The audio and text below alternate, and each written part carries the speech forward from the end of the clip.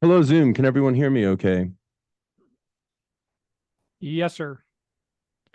I can hear you. Excellent, thank you. And are you seeing our camera feed? Yes. Yes. Fantastic. How about the screen share? Yep. Yes. All right, we're winning this time. Thanks, guys.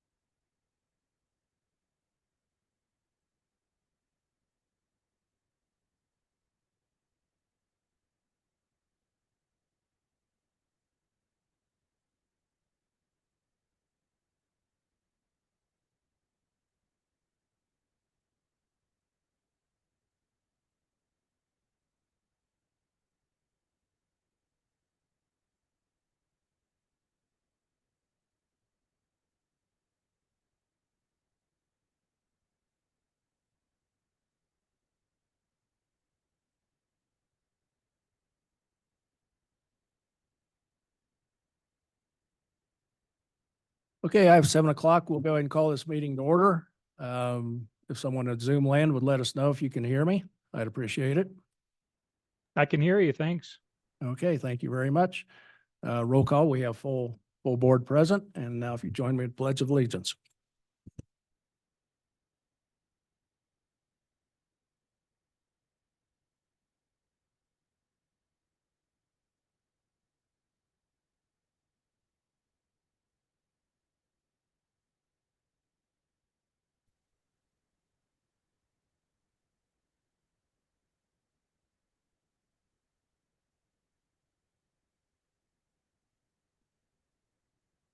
Okay, moving on to item 2, I believe we have an addition to our agenda. Are you proposing a 6, Edward? Yes, please. Okay, addition to the agenda will be resolution 2024-03, local disaster emergency declaration.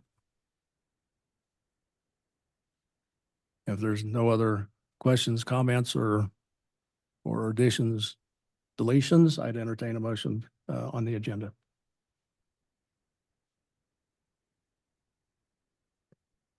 I move that we approve the amended agenda. I'll second that. It's been moved and seconded that we approve the amended agenda. All in favor, say aye. Aye. Aye. Any opposed? Hearing none, we'll move on to our reports. We'll start with trustees. And I'll go this direction. None? None.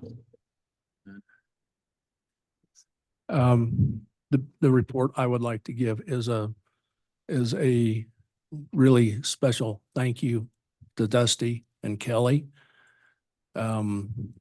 as y'all are well aware, we've probably had roughly 3 feet of snow in our area.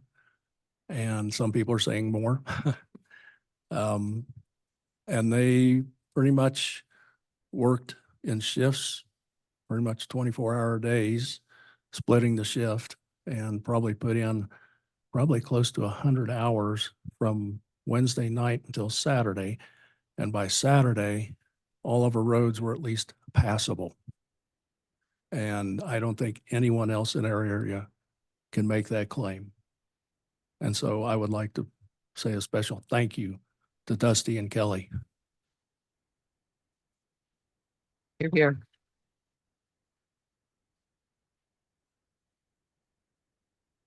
Okay, moving on to staff reports. The marshal is currently out participating in a CPW, that's Colorado Parks and Wildlife bear discussion that they have put together, but he has put together a written report for you here that's in your packet. And if you have any questions for him, I can certainly relay them to him and get answers for you regarding that. We did not include a Public Works report this meeting. It's pretty evident that they are pretty busy. They are working on some additional equipment repairs. Did want to thank the citizens of Green Mountain Falls for their patience while we got to where we are. And we did have a little bit of an issue with one of the hydraulic arms on one of our plows. So there was a little bit of a lull in service, but we're able to get a ton done, and really thankful to them for that. In addition to that, what do we got up next in our packet? Oh, I'm gonna turn it over to Bo and I'll jump back in a minute. Do you want to mention the issue with the dump truck? We are evaluating our dump truck right now. We do have a pretty old dump truck. They took it in to do some repairs and replace the clutch, are struggling to find parts for it.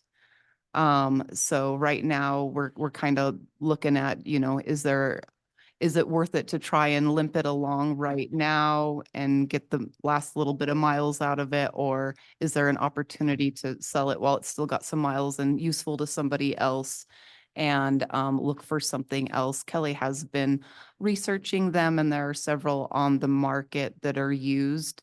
And I can tell you, you can buy a dump truck for cheaper than you can buy a truck. So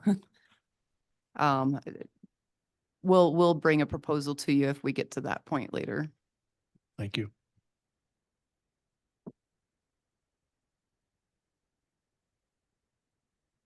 I have a first quarter balance sheet.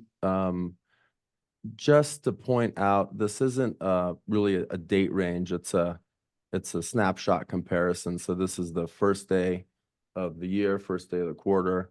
And here's where we stood on March 1st. So that might help navigate that. I'm happy to talk about it if there's any questions. We did also send out kind of a draft PowerPoint, and would love any feedback either, here or via email about that if I'm on the right track with that. And I'd like to include that in the future. So Let's go ahead and take a look at that if you wouldn't mind. sure, yeah. We do have quite a bit on the agenda, so I'm going to breeze through it and then just kind of let you know how we were thinking about reporting some of these financials in a little bit different way than you've seen before. And then what our goal is to take feedback from you. Of course, we do have several candidates for trustee positions that'll be taking office next month. Would love to hear their feedback and any feedback from the citizens that they might have on what additional information they would like to have to help to understand the town's financial position and how our finances work. But this is a little bit of a snapshot, and we can certainly amend it to make it even more valuable to you all.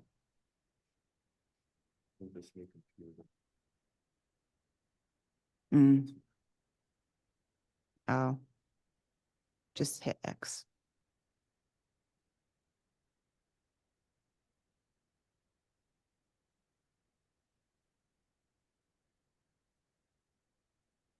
And you click behind it. Nope. Well, we're having a hard time pulling it up. It's gonna make us sign in. I think you can sign in under your clerk account. You might just want to describe it. Yeah, so,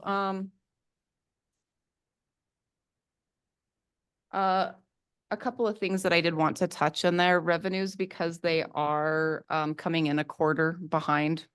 Those will be reported in arrears. So for this first quarter report that we'll bring out next month, we'll be reporting quarter one revenues in quarter two, just because of how those taxes, are coming into the town. There are tax revenues that include sales tax, tobacco tax, property tax, occupancy, highway user tax funds, auto use, etc. And they are recorded as they are received, but hard to report it because it is oftentimes a month or a quarter in arrears. Bo would like to create a revenue calendar, which documents when revenues are received to help better forecast some future income. And so while you won't see that revenue for quarter four, it'll come in the next year. This We is did, gonna be in pie chart, bar chart Yeah, type form. definitely. So Basically with just expenses versus Mhm. where we are in budget. What we'd like to do is give a departmental overview, and this is in bar chart form, and it kind of shows where we're at by department of what we've expended in each quarter. And then what we had budgeted. So the first chart that you have in that report is a departmental overview, and it compares all departments. And then we break it out by department. There's different things that occur in each of the departments that kind of say when the revenues are expended. Administration is pretty well to the quarter. And that one's been pretty consistent. Your elected officials department, we have a couple of items that we budget in there for you all each year. That includes your donations to other organizations, such as your agreement for trail maintenance, as well as some ability to attend professional conferences such as CML. So that one is already 74% expended because we have made that contribution to that organization already. The next one up on there. And did you say you sent those out to the trustees? Yeah, they went out as an attachment with the notice for that the packet was ready for you, I Okay. believe on Thursday, it might have been Thursday. Okay. Okay, Becky, I think that's probably adequate until I actually see Yeah. the charts and graphs. Yeah, it's themselves. not fun this way. So you do have that ahead in your emails if you would like to see it, or if any of the public would like to see it and have a little bit more explanation, we're happy to go over it. Outside of that, you do have in your packet a written report from me. And I'm not going to go over that in detail. Happy to entertain questions if you have any, but there are a couple of other things that have popped up since the packet was published. First of all, the Colorado Avalanche Info Center was able to send up a couple of representatives yesterday afternoon.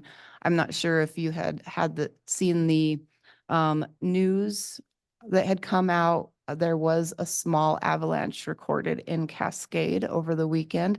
It was caught on somebody's ring cam on their door. So because of that, Teller County Office of Emergency Management had them in the area. That and another issue that they had down in southern Teller County. They were in the area, they popped in and did a little bit of an assessment. What they found was not that we have the steep enough slope or grade on most of our streets to have that momentum. But what they did notice is that there's a ton of snow piled up on everybody's roofs. And that really does have the opportunity to come down and hurt somebody on their property. So a little bit of a public service announcement here to clean off your roof with a buddy. Don't climb on your roof, And don't please. climb on the roof. Yeah, and well, and just to be aware of that snow and it is heavy. There is also upcoming the Colorado Municipal League Conference. This is held June 18th through 21st in Loveland this year. You do have some budget for anybody that is continuing on the board or newcomers post-election. I would like to kind of get an idea of who would like to attend that this year and represent the town, network, learn, as early bird registration will be ending soon. In addition to that, next Thursday, March 28th, Pikes Peak Pikes Peak Area Council of Governments will be hosting their first regional assembly. That is an open invitation to any current elected officials, and they do have a registration deadline of this Friday. So if you're interested in attending that one, it's down in Colorado Springs, only lasts about an hour and a half. Yeah. And it should be good. So please let me know if you have interest there. And being your PPACG representative, I will not be able to attend that one. I've got family coming in, so. Anyone, any of the other trustees are more than welcome to go.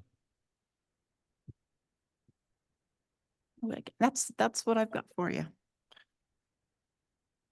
Okay, if there's no other reports, we'll move on to our first public comment section, item number 4, and this is for items that are not on the agenda. We will be opening up a public hearing on the conditional use permit.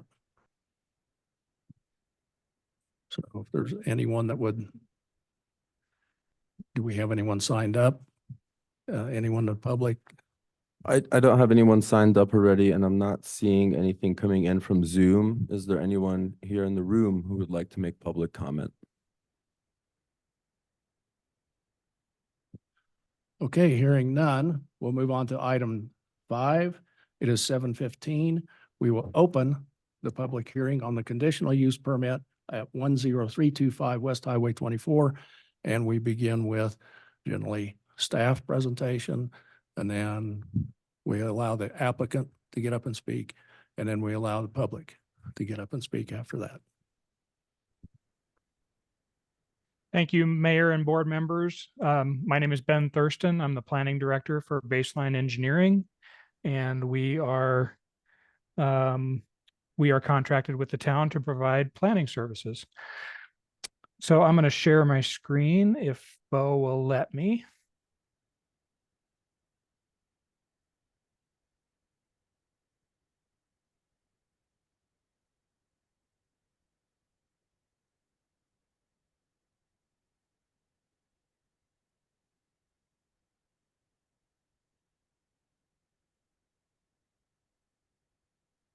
Should be There. good to go. Give it a try. Yep, it's working. Hold on just a second here.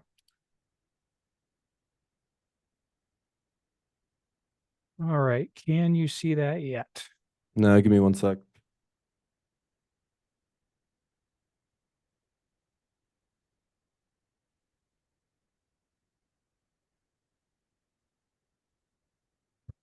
We can see it here in the room. Thank you. All right. So we are here tonight for the Green Mountain Falls Horse Wellness Meadow conditional use permit. This was just presented to the Planning Commission a little earlier this evening, and I'll go over what their recommendation was toward the end of the presentation. The request is for approval of a conditional use permit to develop a horse wellness facility classified as an animal shelter in the Green Mountain Falls Land Use Code at 10325 West Highway 24. The applicant is Jesse Stroop. The property owner is Historic Green Mountain Falls Foundation, LLC. We've already talked about the address.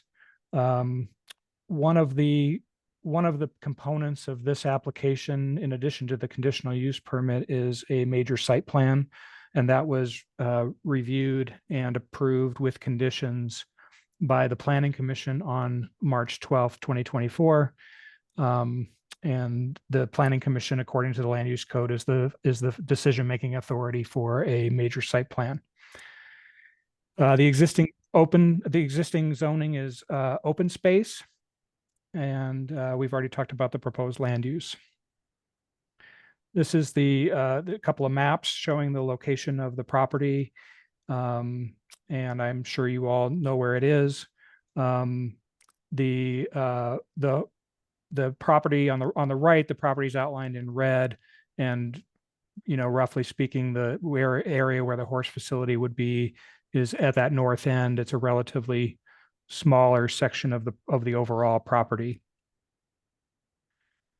Here's a street view from Highway 24 at the existing access point, and this is that north end of the property where the use would be developed.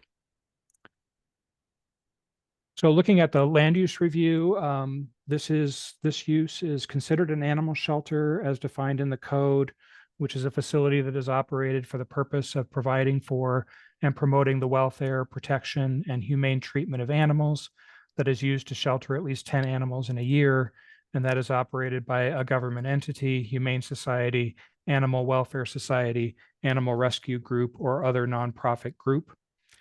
Currently in the code, an animal shelter is not a permitted or conditional use within the open space zone district. And so there's really two actions remaining that need to happen. One of which is the conditional use permit that you're considering tonight. The other one that will come at a later date is to amend the land use code to actually add animal shelter as a conditional use in the open space zone district. So my apologies, we're basically going in reverse order on this and just sort of conditioning these approvals along the way to get us to the finish line. Reviewing the comprehensive plan, we find that the proposed land use is consistent with goal 3.4.1, policy A, to support development that enhances a sense of community and is compatible with surrounding land uses, the natural environment, and the community's expectations. And policy C, to encourage development along Highway 24 that is appropriately scaled and is in keeping with the uses desired by Green Mountain Falls residents. Public notice for this hearing tonight was provided in accordance with section 12-52H of the code. And these are our findings on the approval criteria. So this first page is the general approval criteria. This is what applies to all applications. And I'll just walk through these. The first one, that it complies with applicable requirements, including this land use code, town, state, and federal law. And we find that it does with the recommended conditions and primarily with making sure that the code is amended properly to establish this as a conditional use in open space. B, it's consistent with any applicable adopted town plans, the most important of which is the comprehensive plan, and that was outlined, that we find that in the affirmative. That it promotes the public health, safety, and general welfare, we find that in the affirmative as well. It promotes the health of horses, but also provides for the general welfare of the community, for anyone who visits the facility to connect with animals, art, and the natural environment. D, that it minimizes or mitigates adverse impacts associated with the application. And I'll just kind of summarize D, E, and F, which is the first one is just a general mitigation of adverse impacts. E is that it won't have particular significant adverse impacts on the natural environment. And then F is that it won't have significant adverse impacts on other property in the vicinity of the subject property. And we find all of those in the affirmative. We don't find any substantial adverse impacts associated with the proposed facility. And if there is any future nuisance that would arise, that can be addressed through the application of Chapter 6, Health, Sanitation, and Animals in the Green Mountain Falls Municipal Code. And then this page covers there's additional criteria for certain application types, and conditional use permit is one of those.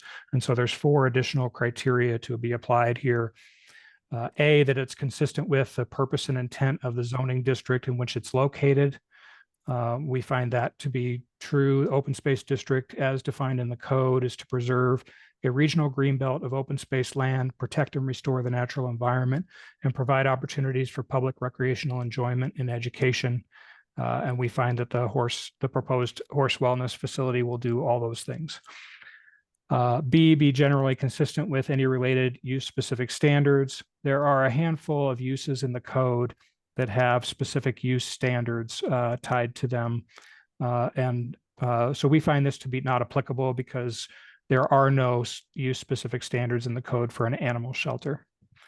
C, that it's compatible with adjacent uses in terms of scale, site design, operating characteristics. And we find that it will be compatible.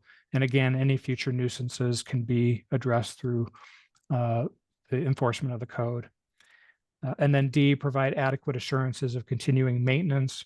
There's nothing in the application that specifies maintenance, but I'm sure the applicant would be willing to speak to and provide you assurance of ongoing maintenance of the property, and any future maintenance issues could also be addressed through the enforcement of the code. And then finally, our recommendation is that the Board of Trustees approve with conditions a conditional use permit for the development of a horse wellness facility at 10325 West Highway 24. And it's here that I'll note that I guess it was about 45 minutes ago that the Planning Commission made a recommendation to the board to approve with the conditions outlined here on this slide, and they're also in your staff report. And those conditions are: the proposed animal shelter use must be established in the Green Mountain Falls Land Use Code as a conditional use in the open space district. And then 2, that the applicant shall address referral comments from the town engineer regarding grading, drainage, and erosion control prior to the issuance of any grading or building permits for the development of this use. And that concludes my presentation. I have a slide asking for questions, but I'm sure the mayor will want to get public comment before getting to any questions. Thank you. Well, first I'll ask the trustees if there's any questions. Okay, with that, we'll move to the applicant and let them provide a statement for us, and just make sure your blue light's on the microphone. Jesse Stroop, 10770 Florence Avenue. Just a reminder that we started talking about bringing horses to Green Mountain Falls in 2018 when we began the annexation process to bring that acreage into Green Mountain Falls. Looking at all of you, I know that this project has been supported since then, and so I appreciate the ongoing support. As it relates to the conditions, our engineer is responding to the referrals made by Kiowa. And I guess just a question of how long does it take for this action of the second recommendation to be official? And does the permit pending that approval? So the process moving forward next will be that if approved, we'll need to amend the land use code. That'll require a public hearing that is posted in the paper 15 days prior to the hearing date. So that's really what we're working towards, is being able to make sure that we've got public hearing, an opportunity for the Planning Commission to hear that and review it prior to the Board of Trustees hearing it. So we do have a draft of that ordinance ready for publication and for review should it be approved tonight. And we will work with the Planning Commission to see if they're able to have a meeting that aligns with prior to the Board of Trustees meeting. And I anticipate that this will be on the Board of Trustees agenda on the April the 16th meeting. With respect to there's still activity going on with Kiowa. I'm assuming that if we approve it conditionally based upon that item 2, the resolution of the comments that staff and the applicant will be determining that. Mm-hmm. And once they give a thumbs up, then the only thing is the ordinance. Right. So I think that the question here ends up being in discussing with the applicant, he's been staging materials, other places while he is not, Pikes Peak Regional Building Department will not issue a building permit prior to, the land use code being in process or that update occurring. Does the Board of Trustees have any issues with him staging materials and beginning some site prep prior to the building permit being issued? I do not. Yeah. I'm not hearing any, so I'm assuming, I'm assuming I no. don't see an issue. I mean, this has been in work since like I said, 2018. And a quick question for Ben, just because planning is not my purview. Is there any activities that the applicant should not begin prior to the issuance of a building permit? I mean, there really shouldn't be any dirt moved, any kind of grading activity done. I mean, once you expose that, and then you have the chance of erosion occurring. So that's what we would want to make sure that isn't done. I will note that in terms of the use, in terms of actually, I don't know when you plan to have horses on the property, but in terms of having horses on the property, that could happen anytime once the use gets established. It's just the improvements that are causing the concern with drainage issues and erosion control. What about fencing? Yeah, I think All of it's already up? I think a fence could be put up. The main issue with grading and erosion control are sort of two things: land disturbance, and there's not a lot of disturbance associated with putting up a fence, and then and then impervious area, and you're not really introducing impervious area with a fence. So I think a fence could be put up.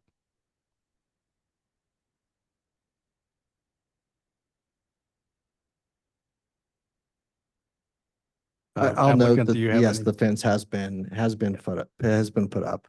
And I would never move dirt, do anything illegal that I don't have a permit for, and I wouldn't ask you for that permission.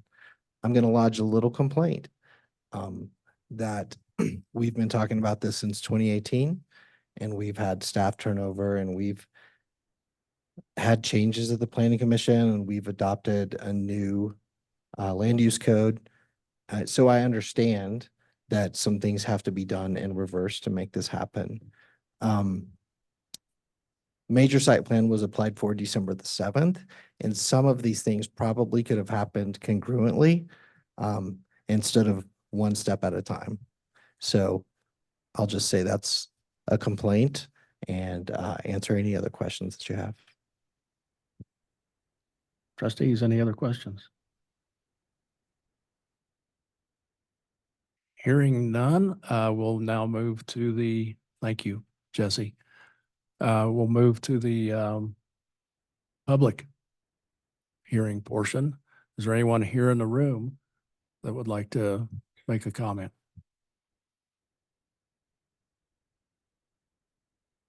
Yeah, go ahead.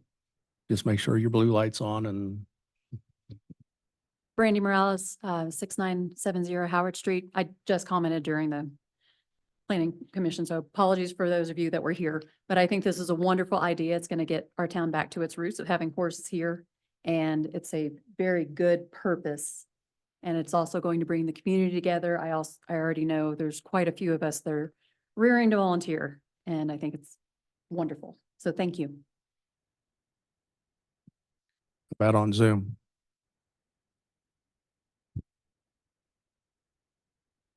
Seeing anything coming in from Zoom? And on Zoom. Okay, with that, I have 7:31 and we will close the public hearing portion. And now we move on to our business items. Number 6A is the conditional use permit itself. Do we need to have any further discussion? You can if you so choose. Based on my affiliation with Historic Green Mountain Falls Foundation and Greenbox, I'll recuse myself from the vote. Understood.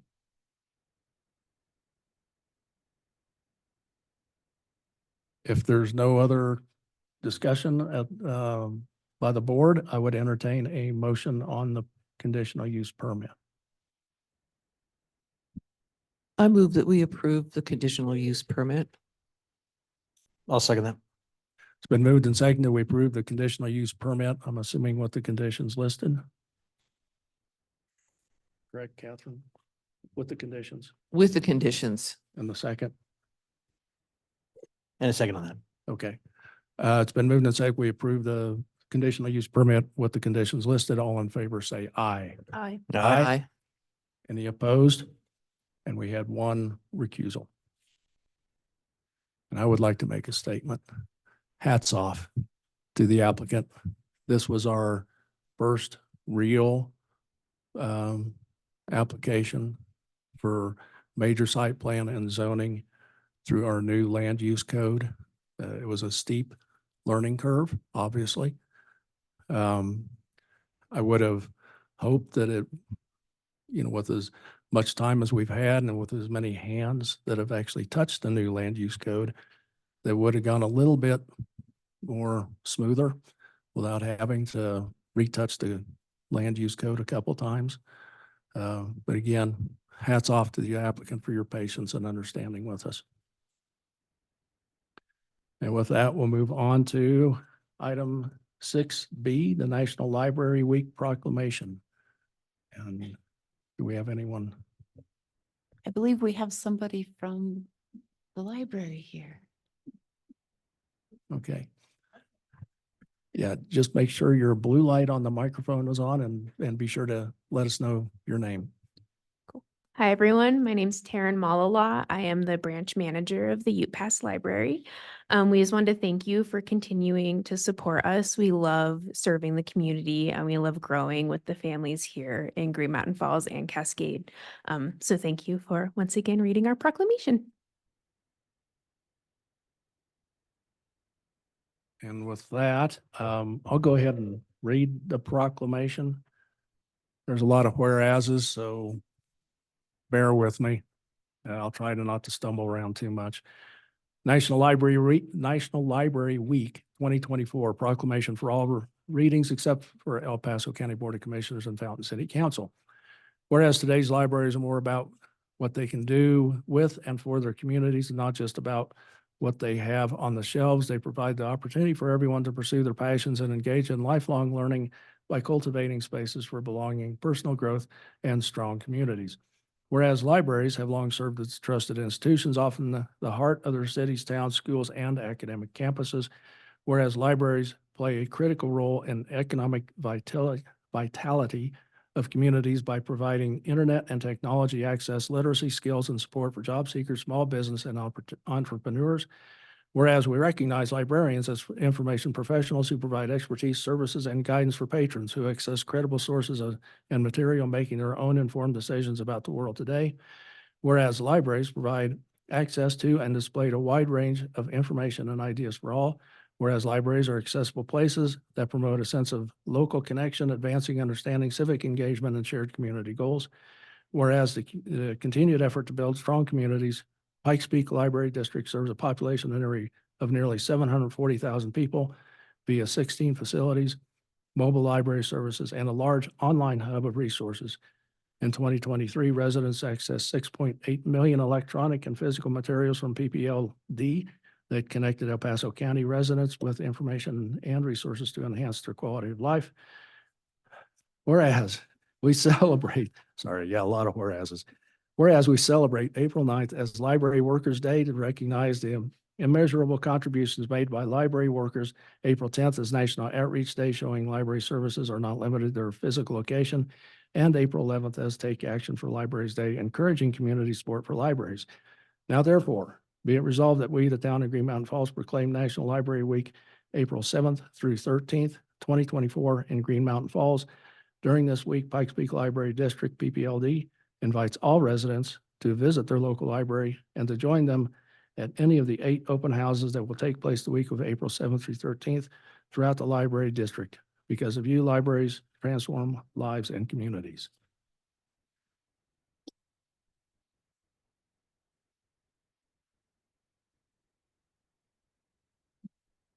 And now that I've caught my breath a little bit, I'd entertain a motion.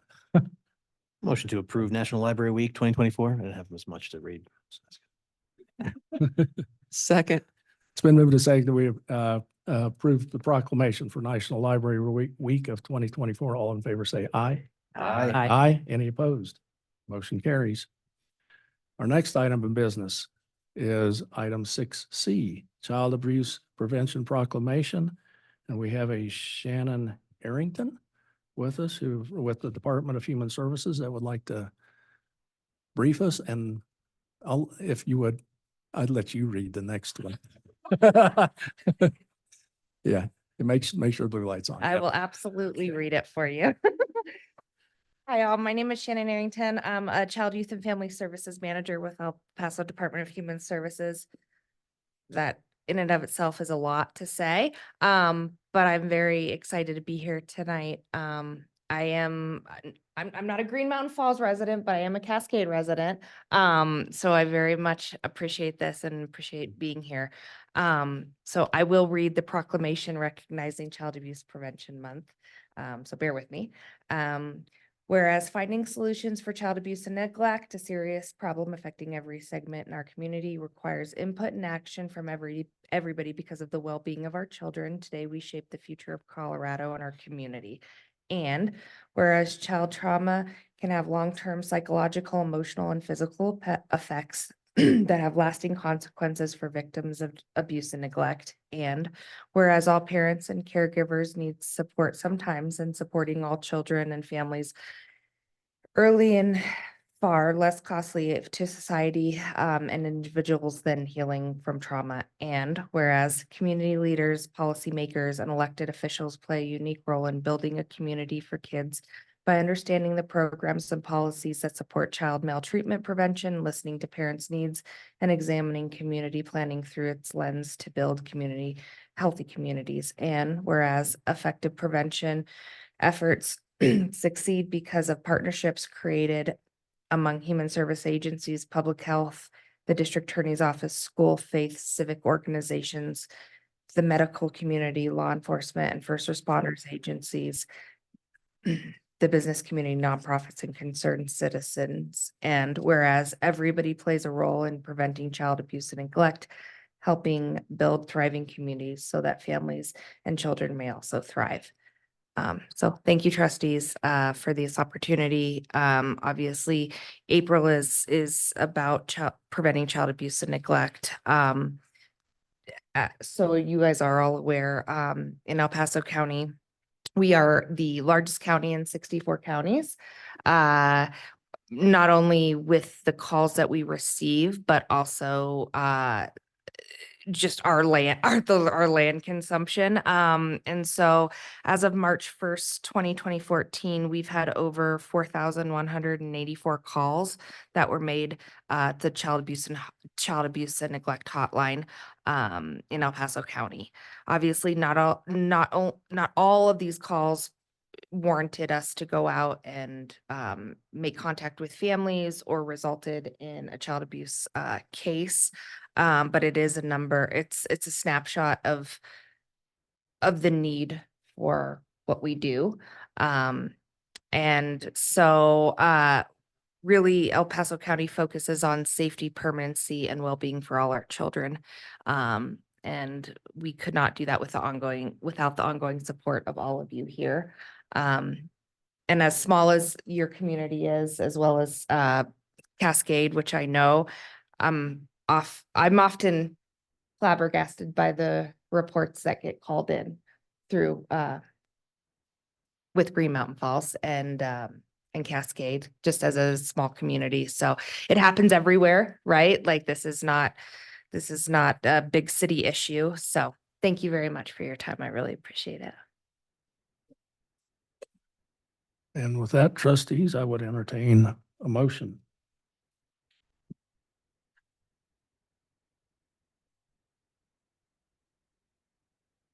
Motion to approve the proclamation recognizing Child Abuse Prevention Month. I'll second. Been moved and seconded that we approve the Child Abuse Prevention Proclamation. All in favor, say aye. Aye. Aye. Any opposed? Motion carries. Thank you very much. Moving on to item 6D as in Delta. Do we have respect on? We online do. to We have go through? Joe Brisson online to help present this. And Joe, if you'll give us just a moment to pull up your presentation. All right, you want to drive it from there? We're happy to, or if you'd like to No, screen go, share. it's probably easier on your end. Okay, perfect. You haven't seen Bo drive. With all that snow, I trust your drivers. And while Bo is doing that, I'll introduce some of my other teammates here. Retta Habib is with us this evening virtually, and so is Patrick Baldwin. And we've been spending some time in your community, mostly virtual. And it's been very enjoyable. We've learned a great deal about your community, what's going on there. We were brought in as through the state of Colorado, the Office of Information Technology, to take a look at your community and to better understand broadband or internet, if you will, services to your community. We spent about, I don't know, 6+ weeks looking at a number of factors that I'll cover in the presentation here. And we'll tell you what sort of findings we made during that time. Do we have a presentation yet? They're working it. Okay. We got one computer is trying to drive about 6 screens, I think. Well, we've seen your broadband, so we understand that aspect. Yeah.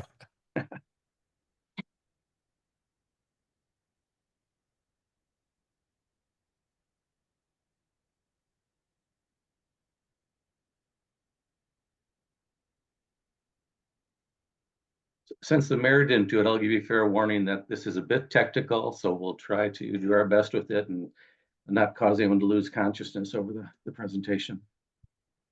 Would you like for me to get my laptop and plug it in? Okay. I can go on this end if you need to.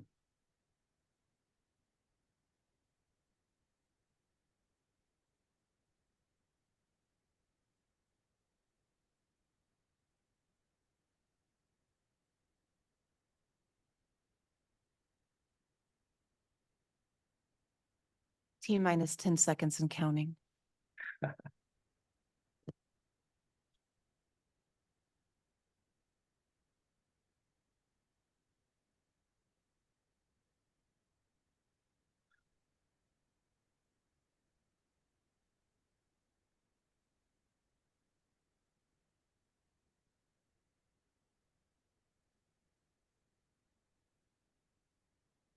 Joe, we'd like to take that back and let you drive. All right.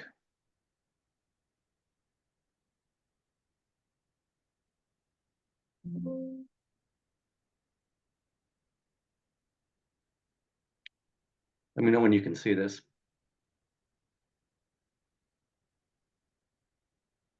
Yes, we can see it. I can see it. I don't know. Don't. Well, we're still manipulating here. Here it's coming. Okay, now we got it. We're good. All right. Just a quick intro. I guess I already covered that with what our work was here.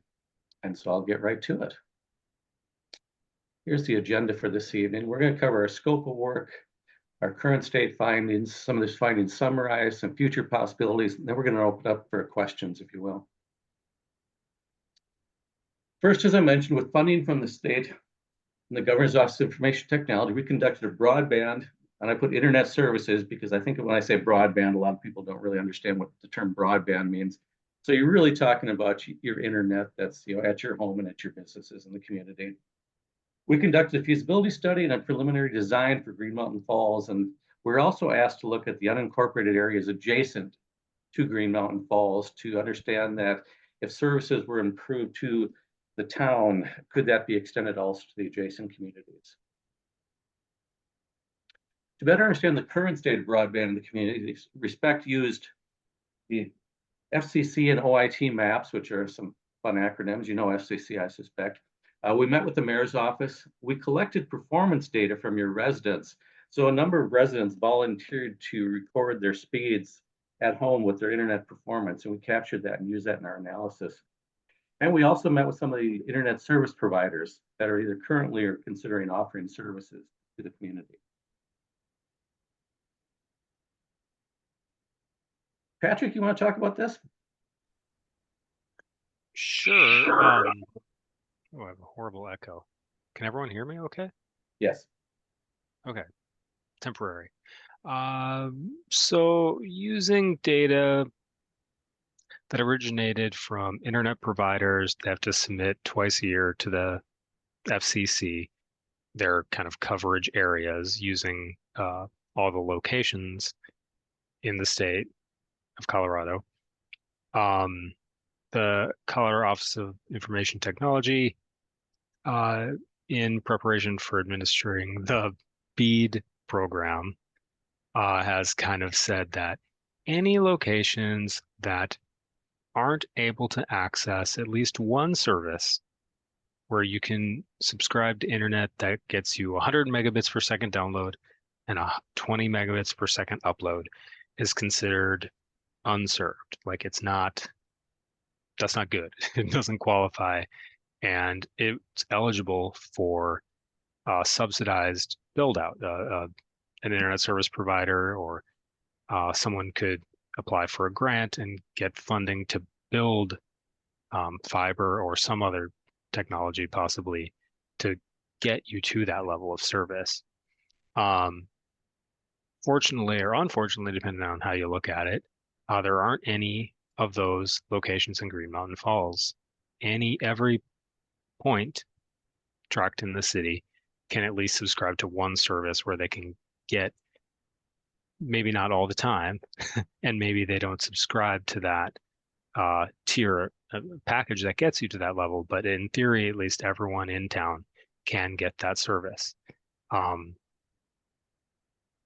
bigger map here, though, is that there are 80,000 of these locations in the state that can't access that fast of an internet, and 20-some thousand of them are in the counties you all are familiar with. And this is just a map showing kind of the relative density of places where they can't get good internet in Teller and El Paso counties.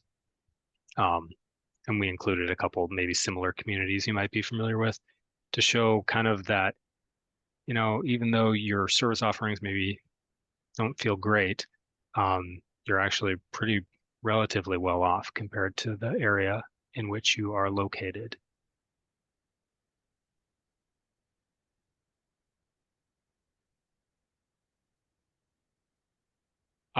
So this is a map kind of showing, there are really three kind of reasonable options depending on how you look at it. Pretty much everyone in town can subscribe to Comcast, Xfinity, and they have varying levels of service pricings.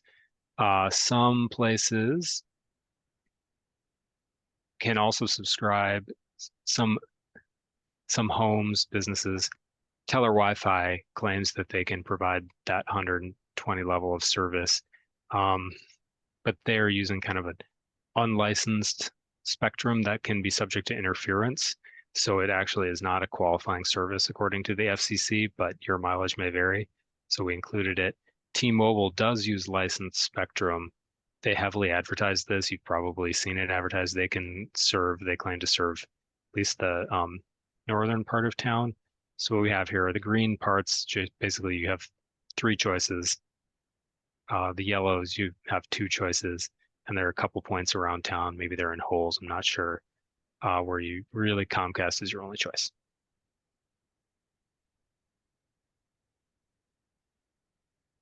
I guess I'm still talking. We've got, some of you probably saw, we tried to push out and have you all test your own home internet if you live in town. The idea was that if you weren't getting the level of service that you subscribe to, that you could actually challenge the provider and say, hey, the service that they claim to provide isn't what they say it is. Maybe my location should be considered eligible for BEAD funding. But it was also just interesting as an academic study. Like, compared to what the providers say, what are people actually experiencing? Because that, that's not part of the FCC data. What we found though was that providers generally are delivering what they claim.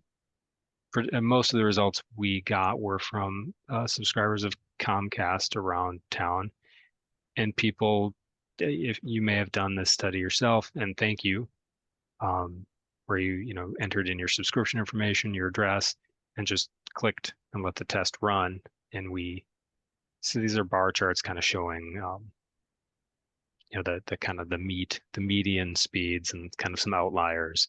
But generally, if you have Comcast, you can expect, we saw some low speeds, kind of outliers there, but generally you're getting between 250 megabits per second download and 500 megabits per second download, which is pretty good, all things considered.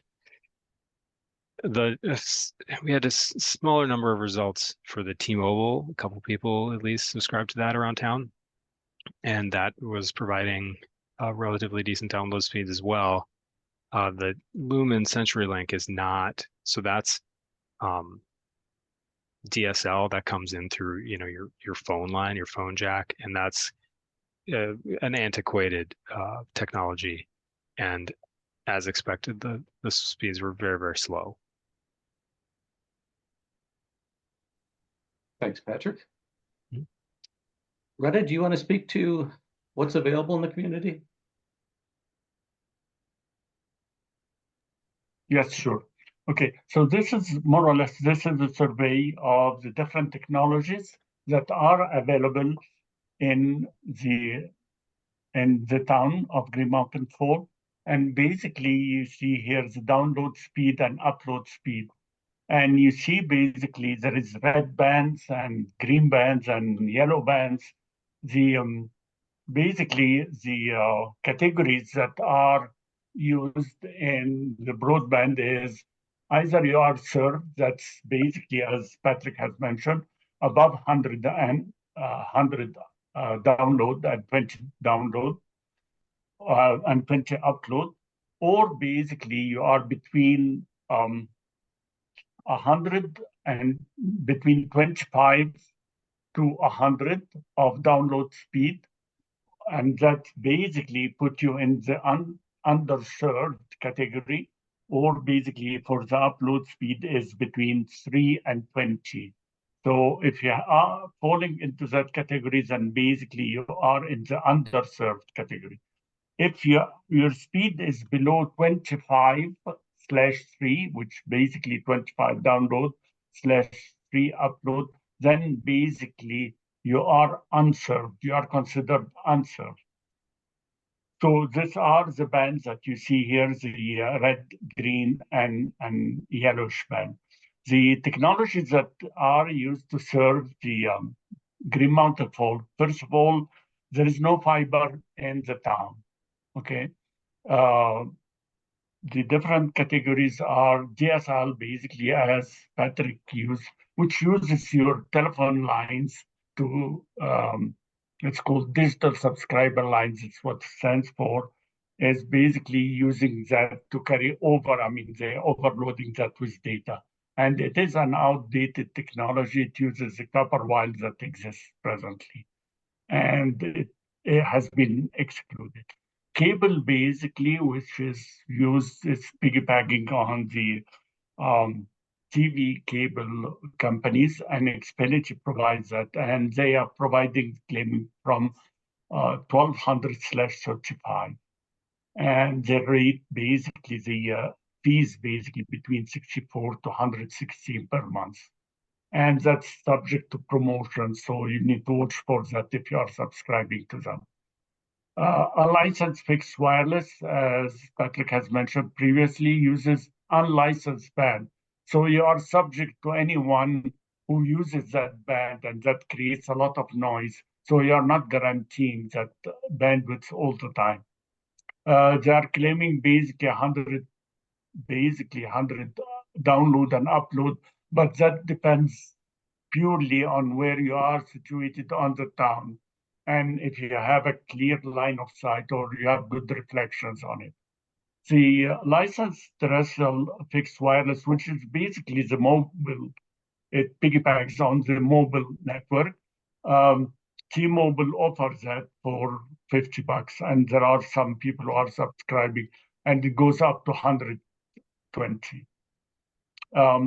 Moving from that, we have basically satellite, which is covered basically everywhere. There is the geostationary satellites. These are basically, they fly very high above the ground, and basically it suffers from delay. There is 1 second, at least 1.2 seconds of delay in the round trip. So if you send something, it's gonna basically has to go to satellite and then move back. And because the geostationary is stable but very high up, it takes basically 1.2, and this is a tax for every package that you send or for every package that's sent to you. So geostationary is I mean, has been more or less replaced, or it's still in action, but basically non-geostationary satellite, basically by Starlink, has replaced that, and it has much slower delay and can offer a good download speed. For all satellites, they put a cap on the traffic that you can send or receive. So you need to be careful with that. Any question on this? Retta, when I look at this, it tells me that this DSL, which is very slow, is $70 a month, but I can get faster service for cheaper elsewhere, it looks like. Yeah, and then basically this is why it's not really used. I mean, very rarely it's used, but they are pricing everything the same. And that one of the factors of the speed you are getting is how far are you from a concentration point of the DSL. You can be, if you are very close to the public exchange office, basically, then you can get good speed. And the further you go, the slower you get. So, all right. Thanks for that, Retta. Welcome. So some of the findings we can summarize here. All the locations in Green Mountain Falls we mentioned can subscribe to a minimal level of service with download speeds of at least 100 and upload speeds of 20 megabits per second. Be served levels as defined by NTIA on it. Interestingly, but probably not surprising, is while it's available, a number of residents don't actually subscribe to packages that would give them these speeds, but they are available. Also, due to meeting these minimum speeds already, the community is really not eligible for any BEAD, and the BEAD funding is a federal program. They have put out $42 billion in grant funds to the entire country to bring internet to all. And because you already have arguably internet, you wouldn't be eligible for those or most other federal funds at this point. I will talk about what some of your options are, though. None of your locations, as the team mentioned, have access to fiber in the community, which is very unfortunate. And although Comcast rates are in line with other communities in the region, there are limited options available to the citizens, as you saw in Retta's chart there. That it's pretty much, you can do Comcast, you can do T-Mobile, and that's what your choices are. And lastly, I want to talk about some of these future possibilities. We learned during our research that El Paso County has a fiber cable that extends west of I-25 to Woodland Park, passing by Green Mountain Falls. If fiber service is to come to Green Mountain Falls, somehow you have to find a way to tap into that line that's out there on the highway so you can bring these high speeds in. There is capacity, from our understanding, that a lot of that fiber that's out there is actually dark, we learned during the process. Also, Comcast has national plans to upgrade its offerings up to 2 gig download and 200 megabytes upload in the next 1 to 2 years. Can we hold them to that schedule? Hard to say for sure, but that is something they're doing to try to really capture a lot of the market. Also, you'd expect, though, if you're going to subscribe to that level of service, your cost is going to go up. And thirdly, I want to mention Stratus IQ, who we met with. This is an ISP, internet service provider, who's interested in coming into Green Mountain Falls. and to bring fiber to the community. But in order to do so, they require grant funding. And that grant funding is pretty significant. So something for you to consider, but I think if I recall the numbers, it was looking for $1 million to $1.5 million grant to bring that in the community, which is a lot to consider given the size of your community on this.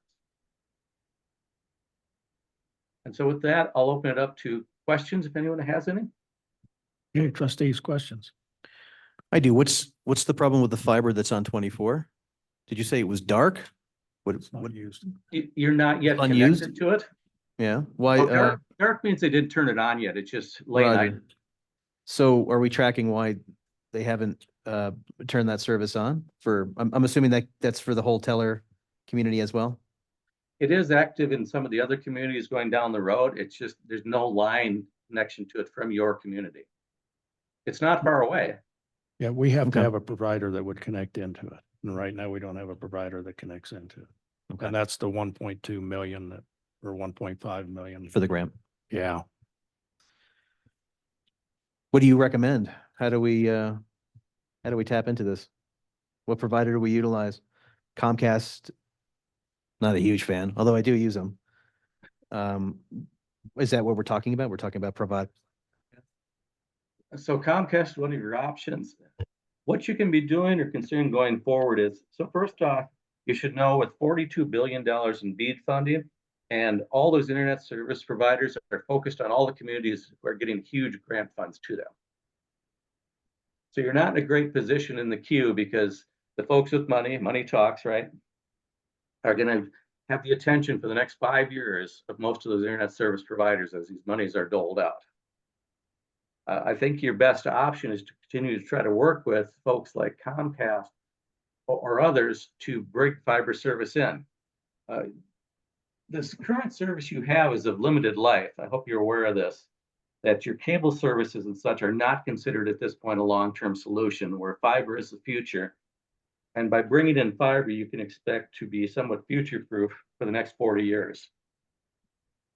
So it is important that you find a way and continue conversations with these internet service providers to say, how do we get to this? And I don't know that the 1.5 million is in any way realistic, but that is one of the options that's out there. I would also suggest that's probably. Are they going to be looking at the fact that Cascade's right next door, the whole Peta Park area Yes. and those numbers? Yes, that was part of why we looked beyond your community to say, what areas also need service nearby that would benefit from your getting the fiber connection to the highway? What did you find next door? That some of those communities are not well served. So Cascade is hurting right now to I meet don't- the standard? We have to defer to Retta. Do you know that, or do you recall you looked at Patrick? Did you look at that? I think. Well, sorry, I don't know the area very well. There are a few. Cascade is just what, south, a little southeast. Yeah, it's right next door to us. It's actually really similarly positioned. I think the earlier map, it's not at the scale. I don't have a perfect map that shows it. Oh, okay.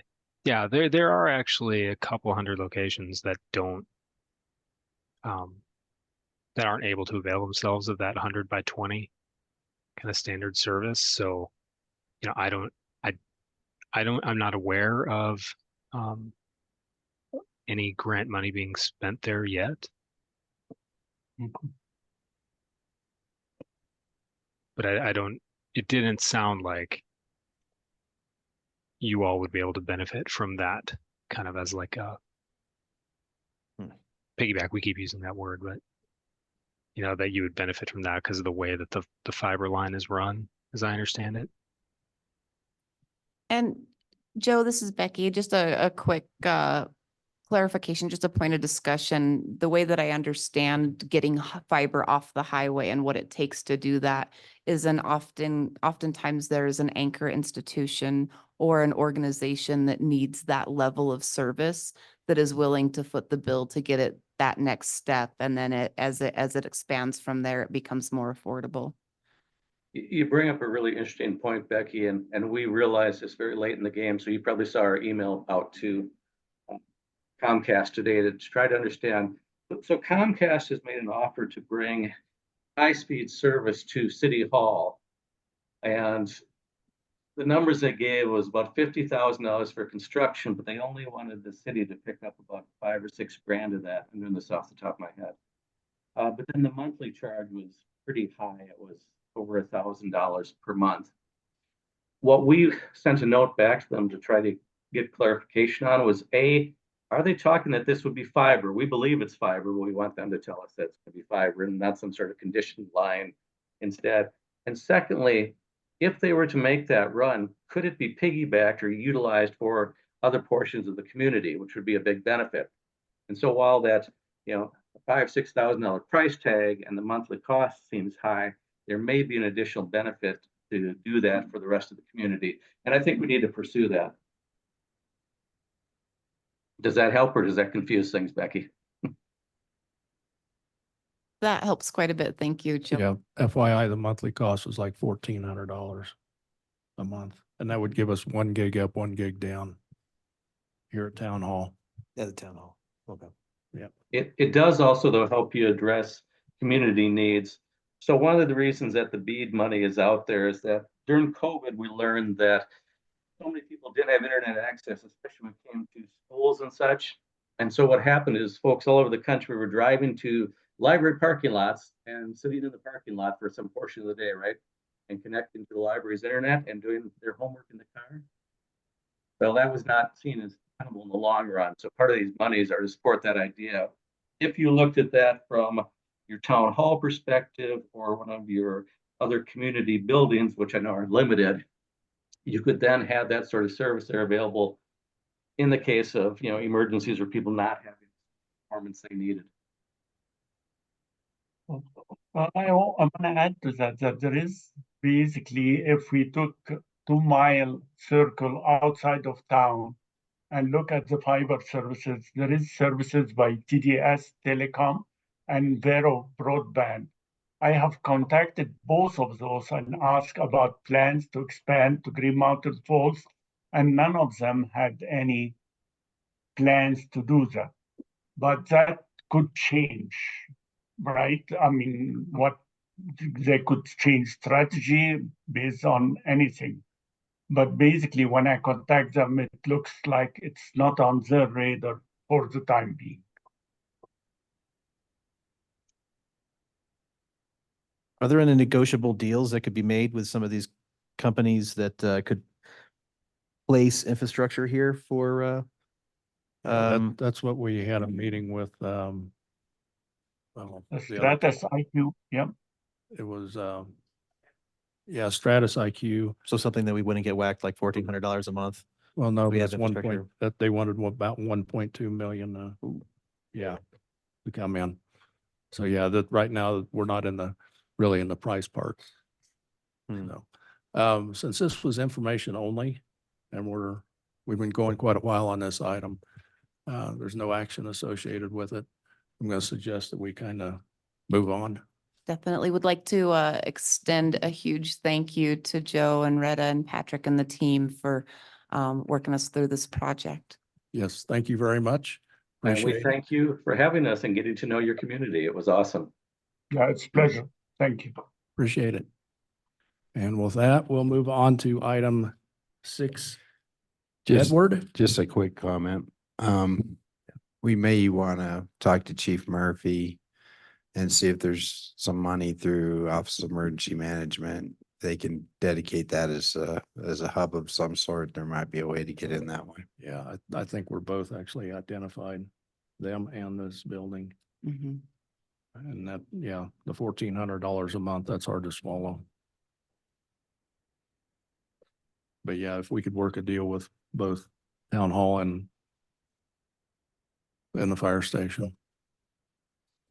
I'm just thinking that might be an avenue to get fiber into town through the Office of Emergency Management to the firehouse, and then we can go from there.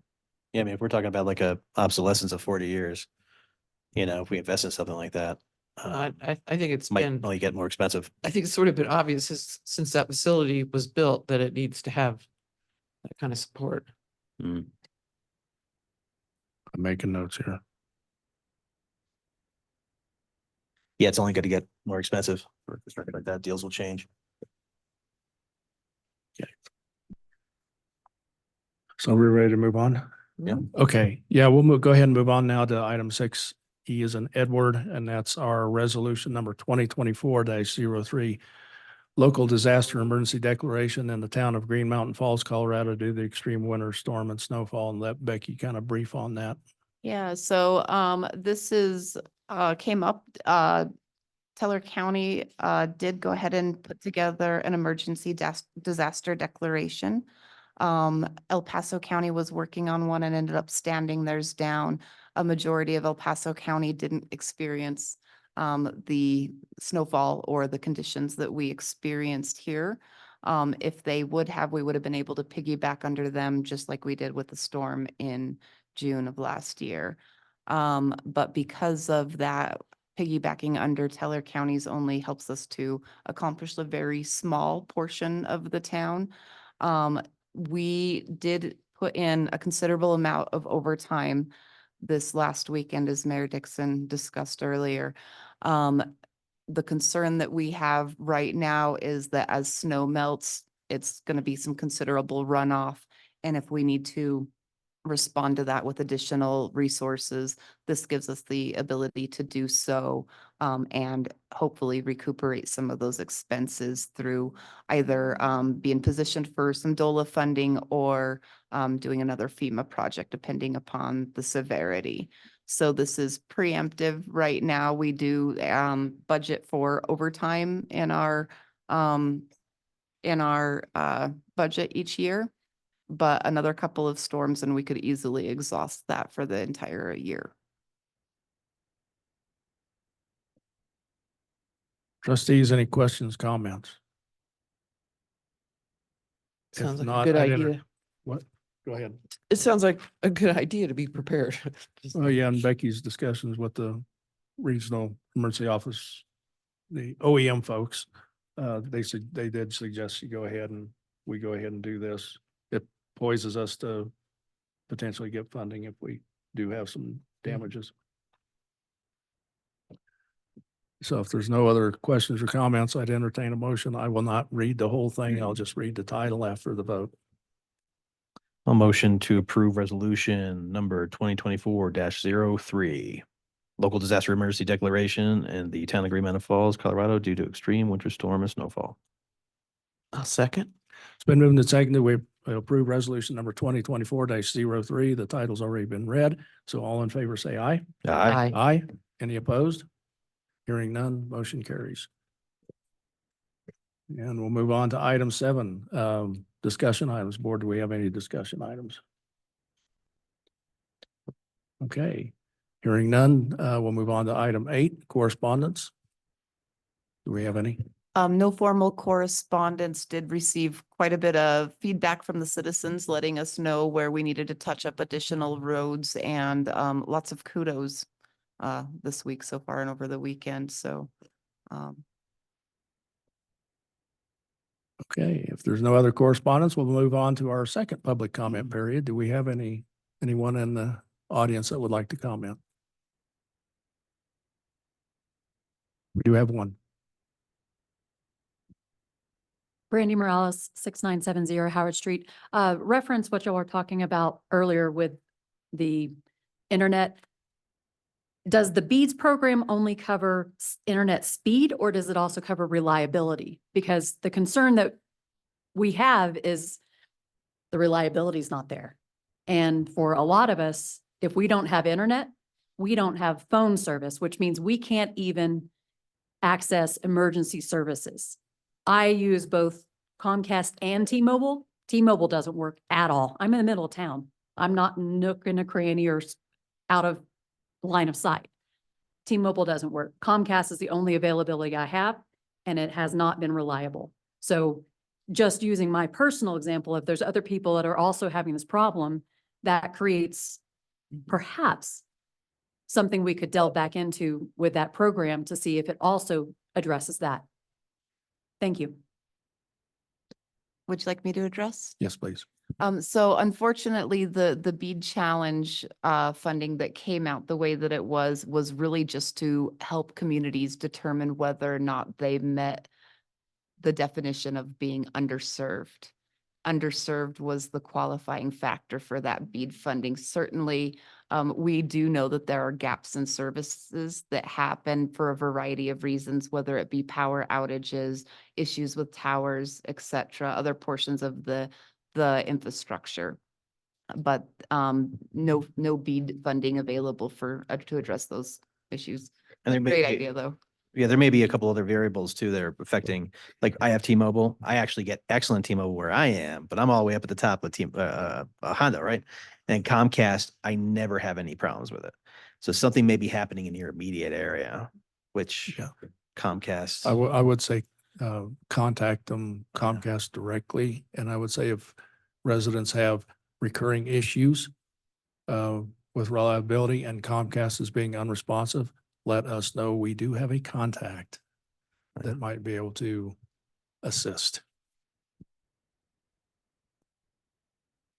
Yeah, that's the other thing. Just out of curiosity, are we tracking like stuff above ground, like in poles, or stuff that's underground with Comcast? I'm really not tracking where it comes into even my house. So, we didn't really track the stuff track that they have. We assess this information through speed tests and, information that they're able to get over public domain.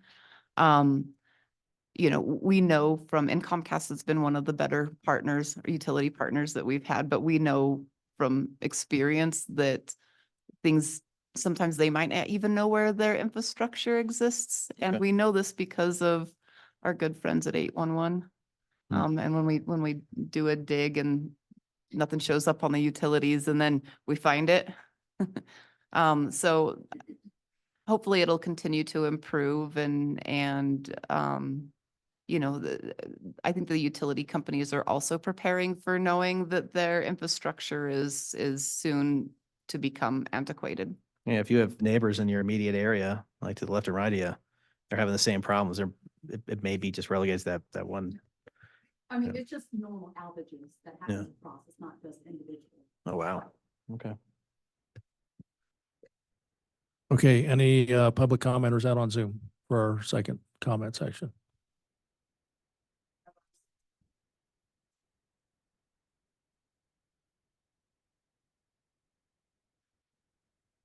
Okay, I've got 8:20. Do we have any last minute items? Gone? We are adjourned.